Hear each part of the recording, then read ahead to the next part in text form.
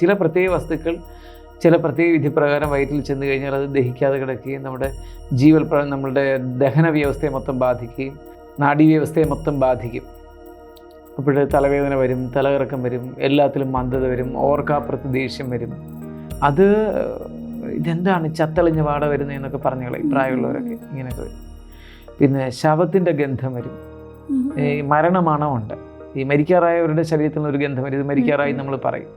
എല്ലാ തരത്തിലും ഒരുതരം വല്ലാത്ത മാറ്റങ്ങളാണ്. ഇങ്ങനെ ഒത്തിരി ഒത്തിരി ചിഹ്നങ്ങളുണ്ട് തിരിച്ചറിയാൻ. ശരി, കൈവിഷം ഒരു വ്യക്തിയിൽ പല രീതിയിലുള്ള ബുദ്ധിമുട്ടുകൾ ഉണ്ടാക്കുമെന്ന് അറിയാം നമുക്ക്.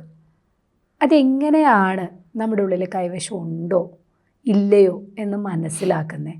ഇപ്പോഴും ഒരു കൺഫ്യൂഷനാണ്. അതൊന്നും ഇല്ല അന്നൊരു വിഭാഗം ഇതിൽ ഭയങ്കരമായിട്ട് വിശ്വസിക്കുന്നവരുണ്ട്. നമുക്കതൊന്ന് ക്ലിയർ ചെയ്ത് കൊടുക്കാൻ പറ്റുമോ? കൈവിഷം എന്നുവെച്ചാൽ പ്രത്യേക രീതിയിൽ പരിപാലിച്ച് ഉണ്ടാക്കുന്ന, പ്രത്യേക രീതിയിൽ തയ്യാറാക്കപ്പെടുന്ന ചില ഭക്ഷണം ചെന്ന് കഴിഞ്ഞാൽ അത് കൈവിഷമായി മാറുകയാണ്. ചില പ്രത്യേക രീതിയിലുള്ള ഭക്ഷണം, അതിന് കുറേ വിധികളുണ്ട്. ഇതൊക്കെ ചെയ്യുന്ന ആളുകളും ചെയ്യിപ്പിക്കുന്ന ആളുകളും ഒക്കെ ഉണ്ട്. ആമാശയത്തിലേക്ക് ഏതെങ്കിലും ഒരു വസ്തു ചെന്ന് ദഹിക്കാതെ കിടന്നാൽ അത് അവിടെ കിടക്കും. അവിടെ കിടന്നിട്ട് അത് നമ്മളുടെ ബ്രെയിൻ്റെ പ്രവർത്തനത്തെ മാറ്റും. അത് ആയുർവേദ ബന്ധമുണ്ട്. ആയുർവേദത്തിലൊരു സംഭവമുണ്ട്. അതിന് ഹേതുവർദ്ധകാരി ചികിത്സ എന്ന് പറയും. 2 തരം ചികിത്സയാണ്. എങ്കിൽ ഇത് ആയുർവേദത്തെക്കുറിച്ച് ഇവിടെ പറയുന്നത് ഇത് പറഞ്ഞ് മനസ്സിലാകണമെങ്കിൽ അത് വേണം. അതുകൊണ്ടാണ് ഹേതുവർദ്ധകാരി ചികിത്സ, തദർത്ഥകാരി ചികിത്സ എന്ന് പറഞ്ഞ 2 സമ്പ്രദായം ഉള്ളത്. ഇന്നിപ്പോഴും ആധുനിക ആയുർവേദക്കാർ കൂടുതലും തദർത്ഥകാരി ചികിത്സ, അലോപ്പതി ചികിത്സയിൽ അങ്ങനെ തദർത്ഥകാരി ചികിത്സ, കാണുന്ന രോഗത്തിന് മരുന്ന് കൊടുക്കുക. ഇപ്പോഴത് മാറി തുടങ്ങി. ആയുർവേദത്തിലെ ഹേതുവർദ്ധകാരി ചികിത്സാ ശൈലി അവരും കടമെടുക്കാൻ തുടങ്ങി. എന്ന് വെച്ചാൽ ഇപ്പോഴ് തലയിൽ താരൻ എന്ന് പറയുന്ന ഡാൻഡ്രഫ് ഉണ്ടെങ്കിൽ വയറ്റിൽ ഫംഗൽ ഇൻഫെക്ഷൻ ആയിരിക്കും എന്ന് പറയും. അപ്പോൾ അതിന് ഫംഗൽ ഇൻഫെക്ഷൻ കുടലിലുള്ളതിന് മരുന്ന് കൊടുക്കുമ്പോൾ തലയിലെ താരൻ. ഇതാണ് ഹേതുവർദ്ധകാരി ചികിത്സ. പണ്ടിങ്ങനെ സമ്പ്രദായം അലോപ്പതിയിലില്ല, പിന്നീട് വന്നിരിക്കുന്നത്. അങ്ങനെ ഒരുപാട് അപ്ഡേഷൻ അവർക്ക് വരുന്നുണ്ട്. ആയുർവേദം മുക്കാലും ഹേതു കണ്ടെത്തിയുള്ള ചികിത്സയാണ്. അപ്പോൾ അതിന് മാധവ നിദാനമൊക്കെ കൂടുതൽ ശക്തമായി പഠിച്ചിട്ടൊക്കെ ഇരിക്കുന്നവർക്കാണ് അത് സാധ്യമാകുന്നത്. അങ്ങനെ എൻ്റെ അനുഭവത്തിൽ തന്നെ ഒരു സംഭവമുണ്ട്. ഞാൻ ചെയ്തിരിക്കുന്ന ഒരു കാര്യം തന്നെ. 28 ദിവസമായിട്ടൊരു ഹോസ്പിറ്റലിൽ കിടക്കുന്ന ഒരാളിന് തലവേദന മാറുന്നില്ല. തലവേദന മാറുന്നില്ല. അപ്പോഴും ഒരാൾ ഇതുപോലെ എൻ്റെ അടുക്കലേക്ക് വിളിച്ചുകൊണ്ട് വന്നപ്പോൾ ഞാനത് ഒരു ഇങ്ങനെ വരുന്നതൊക്കെ നമ്മളൊരു ചലഞ്ചായിട്ട് ഏറ്റെടുക്കും. അപ്പോൾ അങ്ങനെ വർഷങ്ങൾക്ക് മുൻപ്, ഒരു 20 വർഷത്തിന് മേലെ ആയി കാണും, തലവേദന എടുത്തിന് ഇങ്ങനെ കിടക്കുകയാണ്. അയാൾക്ക് വയ്യ. ഒരു സാഹിത്യകാരനാണ് വിളിച്ചുകൊണ്ട് വന്നത്. അപ്പോൾ ഞാൻ വയറ്റിൻ്റെ അസുഖത്തിനുള്ള മരുന്ന് കൊടുത്തു കഴിഞ്ഞപ്പോൾ തലവേദന മാറി. ദഹിക്കാത്ത വസ്തുക്കളൊക്കെ പലതരത്തിൽ കിടക്കാമെന്നുണ്ട്. അത് ആയുർവേദത്തിൽ ഒരുപാട് കാര്യങ്ങൾ, ഞാൻ മാത്രമല്ല പഴയ പാരമ്പര്യ വൈദ്യന്മാരൊക്കെ ധാരാളം അത്ഭുതങ്ങൾ അങ്ങനെ കാണിച്ചിട്ടുണ്ട്. ഇതാണ് ഹേതു പറഞ്ഞിട്ടുള്ള ചികിത്സ.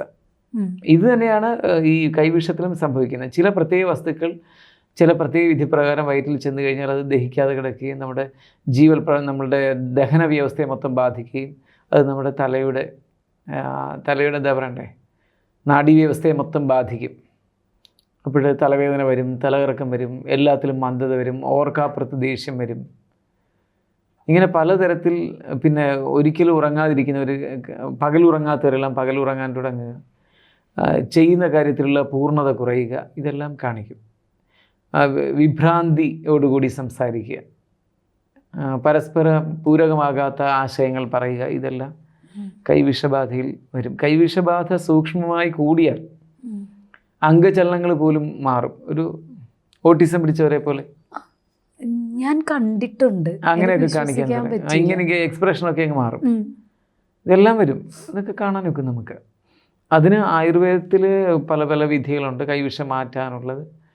ജ്യോതിഷത്തിൽ അത് തന്നെ, ജ്യോതിഷം ആയുർവേദം പരസ്പരം ബന്ധപ്പെട്ടിരിക്കുന്ന ശാസ്ത്രമാണ്. അങ്ങനെ വെളുത്ത ശംഖുപുഷ്പത്തിൻ്റെ വേര് കൊടുക്കുന്നത്, അങ്ങനെയൊക്കെ ഉണ്ട്. പിന്നെ പല പല കൂട്ടുകളുണ്ട്. ആനച്ചുവടി, വെളുത്ത ശംഖുപുഷ്പത്തിൻ്റെ വേര്, പല വസ്തുക്കളും ഇതുപോലെ ഉപയോഗിക്കുന്നുണ്ട്. ഇവർ ഉപയോഗിക്കുന്ന ട്രിക്സ് പലതുണ്ട്. അതിൽ ഒന്ന്, ഈ പണ്ട് പരമ്പരാഗതമായിട്ട് മദ്യം വിൽപ്പന നടത്തുന്നവരൊക്കെ ഇപ്പോൾ അവർ ഏറെക്കുറെ നിർത്തിക്കഴിഞ്ഞല്ലോ.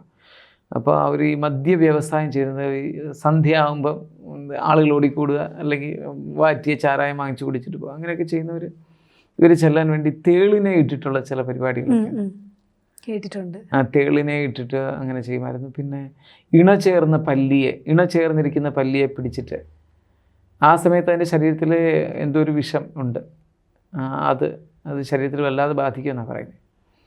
ഒത്തിരി ചടങ്ങുകളുണ്ട്, അതും പച്ചയ്ക്ക് പറയാതിരിക്കുക നല്ലത്.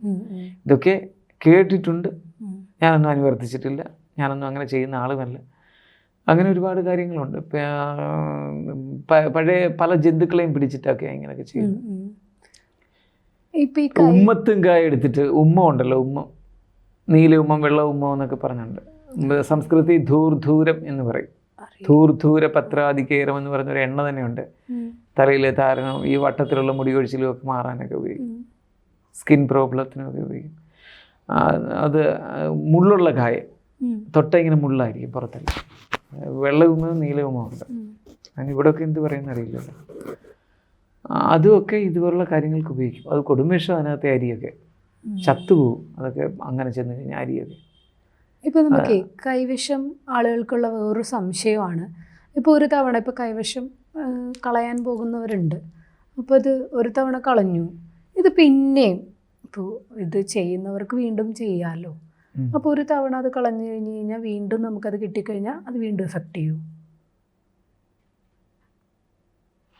അതൊന്നല്ല, വീണ്ടും ഇതുപോലെ തോന്നിയ പോലെ ജീവിക്കുന്നവരാണെങ്കിൽ നമ്മൾ വളരെ സെലക്റ്റീവ് ആയിരിക്കണം ഈ ആഹാര കാര്യത്തിലൊക്കെ.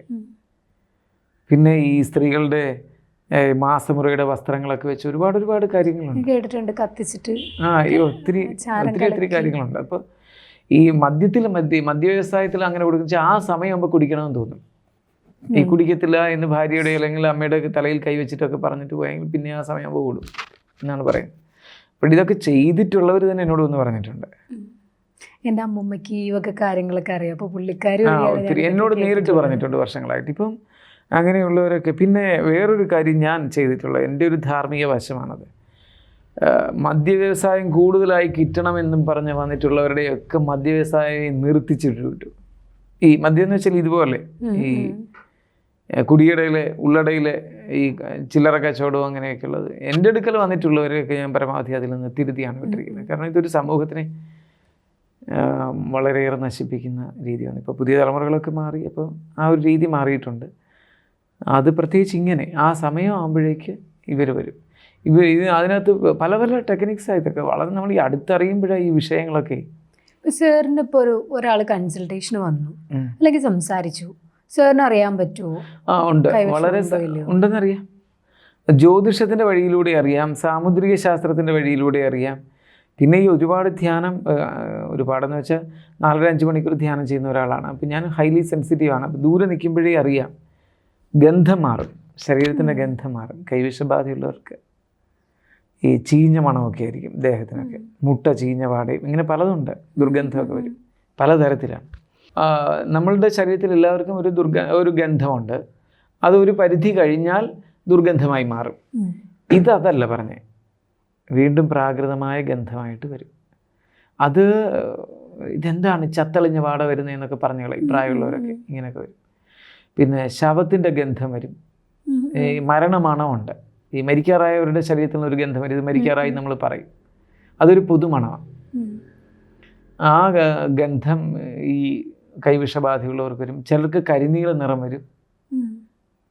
അങ്ങനെയൊക്കെയുണ്ട്. അങ്ങനെ ഒരുപാട് കാര്യങ്ങൾ. ചിലരുടെ കണ്ണുകളുടെ താളം മാറും. എല്ലാ തരത്തിലും ഒരുതരം വല്ലാത്ത മാറ്റങ്ങളാണ്. ഇങ്ങനെ ഒത്തിരി ചിഹ്നങ്ങളുണ്ട് തിരിച്ചറിയാൻ. ജ്യോതിഷമോ വാസ്തുവോ പൂജയോ നിങ്ങൾക്ക് ആവശ്യമുണ്ടോ? താഴെ കാണുന്ന നമ്പറിലേക്ക് വാട്സപ്പ് ചെയ്യൂ. നിങ്ങൾ ചെയ്യേണ്ടത് ഇത്രമാത്രം. താഴെ കാണുന്ന നമ്പർ നിങ്ങളുടെ മൊബൈലിൽ സേവ് ചെയ്യൂ. അതിനുശേഷം ഞങ്ങളുടെ നമ്പറിലേക്ക് വാട്സപ്പിലേക്ക് ഹായ് അയയ്ക്കൂ. ജ്യോതിഷ സംബന്ധമായ എല്ലാ ആവശ്യങ്ങൾക്കും ABC മലയാളം നിങ്ങളോടൊപ്പമുണ്ട്. ജ്യോതിഷവുമായി ബന്ധപ്പെട്ട എല്ലാ വിശേഷങ്ങളും നിങ്ങളിലേക്കെത്താൻ ABC ജ്യോതിഷം സബ്സ്ക്രൈബ് ചെയ്യുക.